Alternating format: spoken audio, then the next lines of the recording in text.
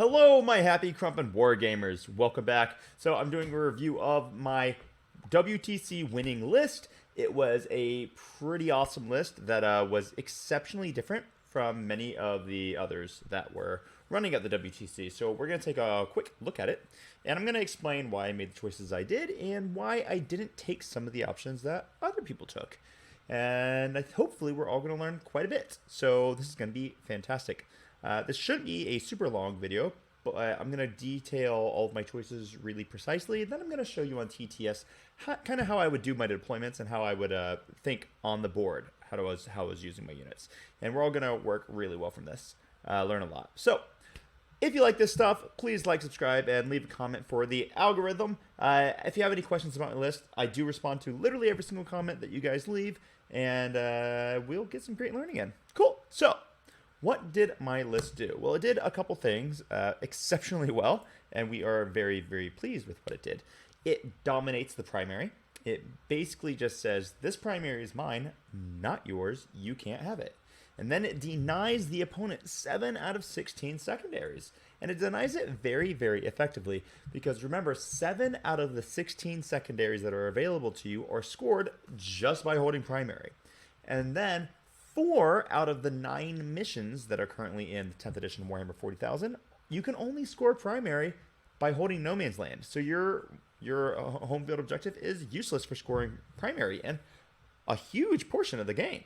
So my list was made to dominate primary and just focus on scoring those 7 secondaries that you scored by holding primary. That would be capture. That would be a secure no man's land. It would be a storm hostile objective, area denial, attempting target, those types of things. Those are the things that you score just by holding primary and really doing basically nothing else. So I focused on making sure I got those points, and I denied my opponent those points, and it went pretty damn well. My list also was really specifically designed to make the enemy completely unsafe everywhere they go, and I wanted to make sure that it was going to be impossible to castle, because one of the big concerns I as a Custodes player had was what happens if my opponent is Death Watch and just has a bunch of Desolation Marines and hangs out in their backfield and says, "Your move, Poppy." Well, then I would get screwed, and I really didn't want that to happen. So I designed it specifically to not allow that to happen. So we'll talk quite a bit about that. I didn't add this to the PowerPoint, but I think I'm going to right now. So just bear with me for a second. I wanted to talk a little bit about. Actually, no, I'll get to that next. So let's just go over the list. Let's just go over the list here. So my list is pretty straightforward. What I did is I brought 3 Custodes characters. You had Trajann ValORKis, you had the Blade Champion, and you had the Alaris Captain. That's the Terminator Shield Captain. And these guys were chosen for very specific reasons. One, Trajann ValORKis, because he's absolutely incredible. He is a total legend, and he rocks your world. Anyone who doesn't take Trajann ValORKis, you kind of have to have a damn good reason for not including him in your Custodes list, because he is such a force multiplier, and he's not that expensive. He's 145 points, which means that if you're taking Ceaseless Hunter on your Shield Captain, that's more expensive than Trajann ValORKis is. And what Trajann ValORKis gives you is a lot of value. He is Value Town Extreme. So he was my Warlord. Then we had the Blade Champion. Of course, we gave him the Ceaseless Hunter upgrade, which allows him to fall back, shoot, charge, and once per game, he gets to move that 6 inches when you move within 9 inches of his unit. That unit was so freaking powerful. I cannot tell you how often my opponent would just move to get within range of a charge or to get angles for shooting, and when they did, they would activate my Ceaseless Hunter, and I would move 6 inches completely behind cover and say, "Bye, you can't shoot me." And it was so annoying to my opponents, and I loved it every single time. Exceptionally strong upgrade, and it needs to be on the Blade Champion. I used to think that I wanted it on my Terminator Captain. No, it's on the Blade Champion, and it's going to stay there. Then we have said Terminator Captain, who also was awesome. Now, I like the Terminator Captain more than I like the Shield Captain on foot. Not saying the Shield Captain on foot is bad. He's not. He's very good. He just had no place in my specific list, and I definitely ran into him several times as Custodes, and he was never an issue for me. So those are my captains. I did have Inspirational Exemplar on the Terminator Captain, and the reason for that is because I had 10 points. So I was like, okay, cool. I'll use these 10 points, and I'll get I don't know, something. And honestly, it actually came in handy because I failed my battle shock test, and I did not have the CP to spare to unbattle shock them. So I used his ability, and that worked really, really well. So it actually did come up, even though it didn't come up often. It came up once over the course of the tournament, and honestly, if it came up once across the tournament and it scored me points, I was pretty happy with it. Okay, now the bulk of the army is going to be 2 9-man units. Now this is where there was some controversy. So I took, the only shield in my units was my Vexilla. Everyone else was spears. Now I know there were some other guys who had a couple different shields distributed throughout the units, and they really, really liked it because it had made it easier for them to tank damage, made it that if they had that flat 3 damage, you did not necessarily have to use your 2 CP to be -1 damage. You could just tank 2 of those shots on the shield.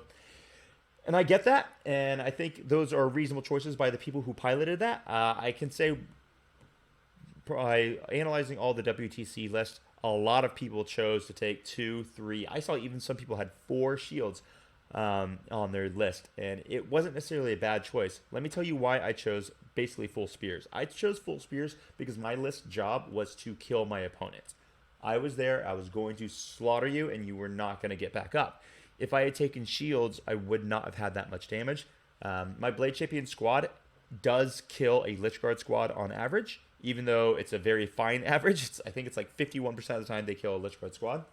And that was necessary for me. I needed my squads to be able to do the job I assigned to them. And my blobs, my Custodian Guardians blobs, their job was to kill the enemy.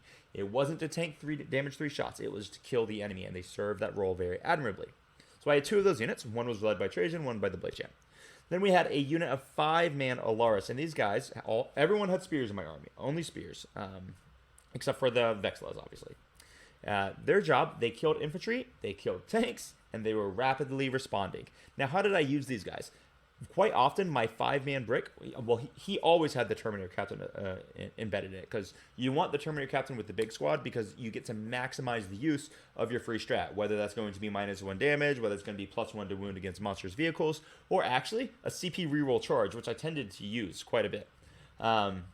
So they always went with, the Terminator Captain was always with the big squad, and these guys were just a total brick. I almost always started these guys on the tabletop. Occasionally, I think in one game I started them in Deep Strike, but every other game I started them on the battlefield.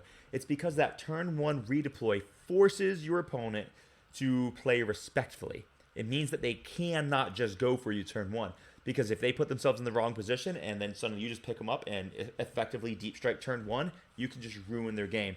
And it was such a powerful ability just to have them there and have them able to go in the way that I needed them to go in. So I started them on the board a lot, and I encourage you to think about that in your games. Then I had a 3-man unit of Custodian Guard. These guys were basically always in Deep Strike, and I would use them. Honestly, their job was more to hold objectives, to kill a scout squad. Occasionally I had to do a little bit more with it, but that was basically their job, and they did it admirably, so we really appreciated them. Then we had one exaction squad. They were an action monkey, and I used them to screen. That was their job. That's what they did. I used them to help screen, and I used them to investigate signals when it was pulled up, and that's essentially all they did. And for 35 points, that's plenty. I loved it. Then we had a controversial pick. This is something that people thought I was really dumb for doing, and it turns out I was really smart for doing it. I knew this was a good idea, and actually one of my viewers, shout out to Joro, who is the captain of Team Croatia, watched it. And I hope you really enjoyed the Inquisitorial Henchman squad, because I think you were the only other person besides me who brought Inquisitorial Henchmen. And they were freaking legends. If you're sleeping on the squad, you're making a mistake. Don't sleep on them anymore. Let me explain it. Let me explain the way the squad works, okay? You have 4 acolytes in it.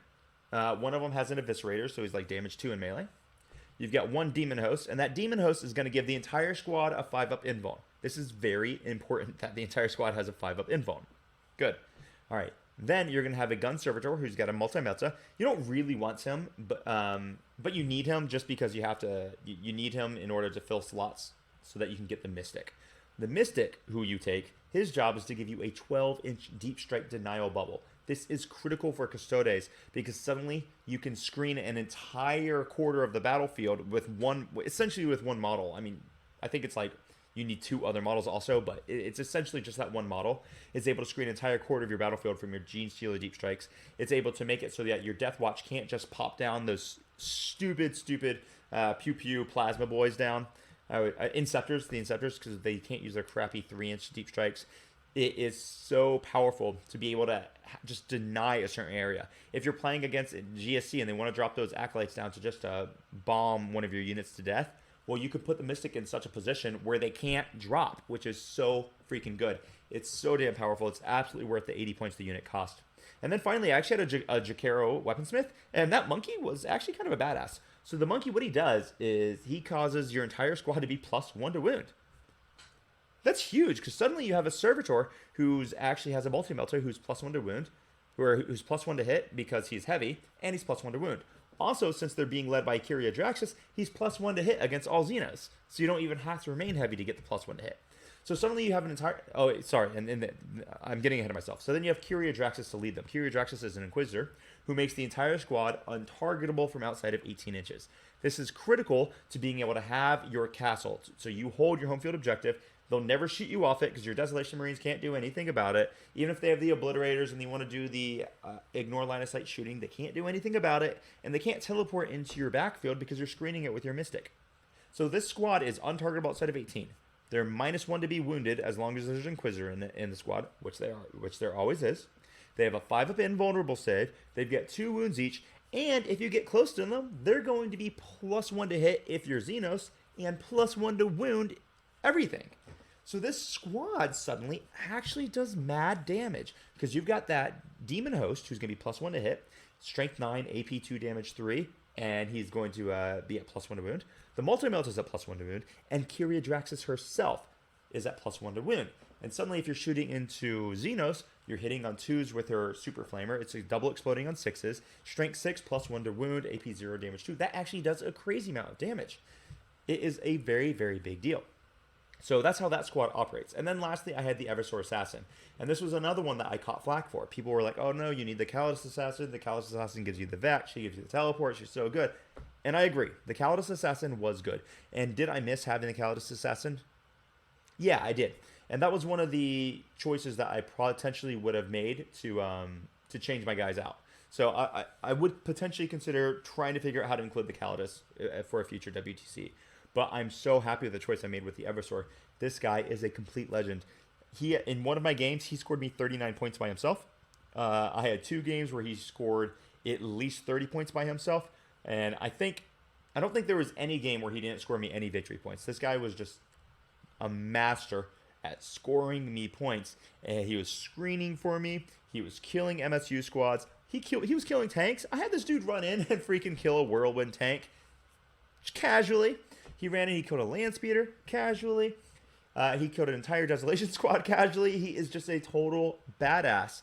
And he moves 9 inches. He has the 9-inch scout move. So you can very easily get onto whatever objective your opponent chooses for tempting target if you draw it turn 1. He can get there very, very quickly. And since he's got the lone op, he can actually hold a objective without exposing himself to fire. So he's so powerful for the Custodes. He's a cheap, very fast, very hard-hitting unit that can't be shot outside of 12. That is something that the Custodes desperately need, and I encourage everyone to look into it. So let me go on to TTS real fast because I kind of want to show you guys how my deployment would work, and then I want to talk about the record. Okay, so here we are on the TTS view. So what I'm going to do now is I am going to just kind of show you a casual deployment. So this would be a deployment. I think this was the deployment for the last game of this is game 7 here. So this was going to be a search and destroy deployment. And this is how, I think I was playing against Imperial Knights here. So let me show you how I deployed here and why and what my reasoning was. So what I would have here is, this is my army. This was my Inquisitorial Henchman squad. Basically what they're doing here is they're perfectly screening out my entire backfield. Now my opponent here, I believe he had 3 big knights. If you guys go back and you watch my overview of the whole WTC, this will make more sense to you. But he had 3 big knights in this deployment.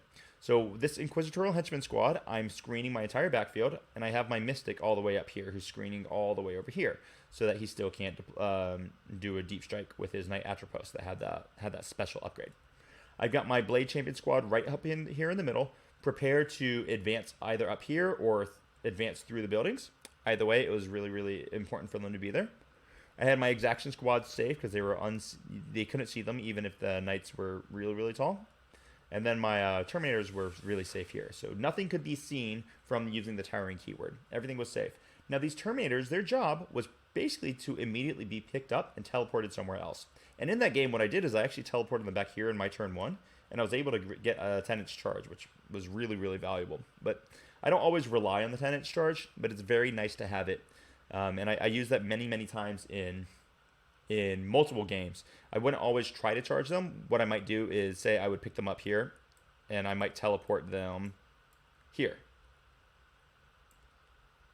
And I would just hide them, so it was really, really hard to see them. Sorry, you just have to deal with the graphics for a moment. And then I would roll the charge, and if I didn't make the charge, it's okay. I don't care. The charge would have just been bonus, because now suddenly he has to deal with this threat. He's got no option. Meanwhile, my Blade Champion squad, they can absolutely just kind of advance up the middle and maybe even hide here and stage here, so that they're completely safe for another turn too. My Eversor would basically always deploy on their line, and let me show you why. Because he gets a 9-inch scout move, and he gets a 9-inch move. So turn 1, if I go first, this guy, boom, suddenly I have claimed, I've secured no man's land, and I've put the Eversor in a position where he can't really be shot because you can't draw lines of sight on him. Maybe if you advance from here really quickly, you can, but you're going to have to be pretty fast, and that's going to put you in a super bad position because now you're about to get annihilated by my Custodian Guard squad if you put yourself in a position to actually shoot him. So he was basically always safe, and he was always holding these objectives because it's so, so fast. If your opponent was running infiltrators or anything else that would have the forward deploy, they couldn't use it because the Eversor would just annihilate them turn 1. So it makes your opponents actually play much more reserved against you. Even against things like Eldar, they had to play reserved against you because suddenly if they have D cannons, they can't just put a D cannon here because the Eversor is going to go 18 freaking inches, and then he's going to eat the D cannon. And that's a really big problem for the Eldar to have to deal with. So even against things like Eldar, the Eversor keeps them honest. So I absolutely love him. He's amazing. He scores super, super, super amounts of points. So this is a fairly typical deployment. And then obviously in Deep, I would have some things in Deep Strike. So maybe my 3-man would always start in Deep Strike. And they could always come in later, say over here, because if I needed a presence over here. And in this particular game, I remember I had Trajann in Deep Strike as well, just because I had nowhere to hide him against Imperial Knights. So I started him in Deep Strike. And I think I started him in Deep Strike twice. Actually, both times against Imperial Knights. No. I only started him once against Imperial Knights. The first game, I did not start him against Imperial Knights, and that was the only game that I actually lost. So that was a lesson learned. Very often, I would start everyone on the field, but sometimes, start them in Deep Strike because it's super important. Because you can always rapid ingress Trajann ValORKis squad. That is a valid strategy. So just hopefully this is very useful for you guys to see this, to see like how I would deploy and my thought process about how I'm going to run up and claim the board. Obviously, the Eversor could also run up here to get an early area denial. There's just so many options that he could have. So yeah, that was cool. So let me go back real fast to my PowerPoint here, and I want to talk about a few more things. Okay, cool. So we're back. All right, now let's chat here. So what are my other options? What are the other options that I maybe could have taken and I wouldn't have regretted? Because overall, I'm exceptionally happy with my list. I don't think there was much I would have changed. But if I were to change some things, I would consider strongly taking the Adeptus Assassin just because she's pretty good, man. I mean, there's a reason everyone talks about her. Her ability to let you re-deep strike basically every single turn. The fact, it's all very, very strong. And actually, going forth, I might consider trying to include both her and my Eversor. But if I did that, I would have to give up Kyria Draxus. And Kyria Draxus, her Inquisitorial Henchman squad and her were such champions. They scored me so many points over the course of the game. They denied all the deep strike. They were so good. I just don't see myself playing without them for right now. So then the other option would be Wardens. And if I were going to go with Wardens, basically I would have to drop Terminators. And I'm an aggressive player. And I think it's important that we always try to define how we are players, because playstyle is absolutely very, very real, and I am an aggressive player. For some more reserved players, Wardens might be a better option, and what they might have done is maybe they would turn one of the 9-man bricks of Custodes into a 5-man, and then dropped a single Terminator and put a unit of Wardens in there, right? That could have done it, or I think you might have had to drop a little bit more, but still, the math is close enough. And I could have done that, and some of the guys did do that, and they were very, very happy running the Wardens. It's not for me. Wardens still hit quite hard. They're still going to have 30 attacks that are going to hit 30 times, and they're going to wound basically everything 15 wounds at AP 2 damage 2. They hit hard, and they're hard to kill. I didn't need them because my list job wasn't to never die. My list job was to crush primary and kill anything that stepped onto this primary, and it did it very, very well. So I'm very, very happy with it. This army list, oh yeah, that's what I wanted to do. This army list, it gave me a record that I was very happy with. So I had 1 loss, 2 draws, and 4 wins at the WTC. And this was against the best players in the world, and I'm very, very happy about it. My one single loss was to Imperial Knights, and Vidar from Team Belgian just beat me like a wet noodle with it. He was a very, very nice guy. I appreciate him. Yes, I rolled bad, but I didn't lose because I rolled bad. I lost because I was stupid, and I didn't put Trajan's squad in Deep Strike. I should have done that. Had I done that, the game, I probably would have done a lot better. Doesn't mean I necessarily would have won, because I find Imperial Knights to be a very challenging matchup for Custodes. I know a lot of people think the matchup is really good. It's entirely possible. I'm just not particularly skilled at that one matchup. But I find it to be an awful matchup where dreams go to die. Then I had 2 draws. One was against Custodes, and then the other draw was against... Oh, who was the other draw against? I don't remember. Then I had 4 wins. 4 wins were against Deathwatch, and then I won against Custodes, and then my last win was against Necrons. It was also a very, very, very good win. So those were all really good matchups for me. Deathwatch actually struggled really hard into this list, and I actually very, very much so credit my Eversor and the Terminators. Each game, the Eversor and the Terminators were the legends that saved the game. Each time, and it was just incredible, and I'm so grateful that I took them, because the Eversor, he ran up, he killed Desolation Marines, he scored points, he did all that stuff, and it was just freaking awesome. So I absolutely loved it. The Deathwatch guys were great. I played against Team Ireland. I also played against Team Finland, and they had really, really good pilots. But my list, which a lot of people rated Deathwatch as beating Custodes fairly consistently, I crushed Deathwatch every time I came across them, just specifically because my list was different. My Terminators were able to get in the position they needed to get into, and my Eversor was able to get to the things it needed to get to. One of the big issues in WTC terrain is the 3rd story buildings. The floors are not big enough for the 40mm base of the Custodes. So if you're standing on the 3rd floor, Custodes can't possibly charge you. Guess who can? Eversors. So it was very, very exciting, and I had a blast doing it. So this list was freaking awesome. It crushed things. I showed you guys how I deployed. I showed you guys the reason why it was constructed the way it was. Hopefully this was super useful for you. I'm going to do this more with some of my other winning list. I know for the next few weeks, I'm preparing for the biggest tournament in Norway, which is called Invasion. And hopefully I get to see some of you guys out there.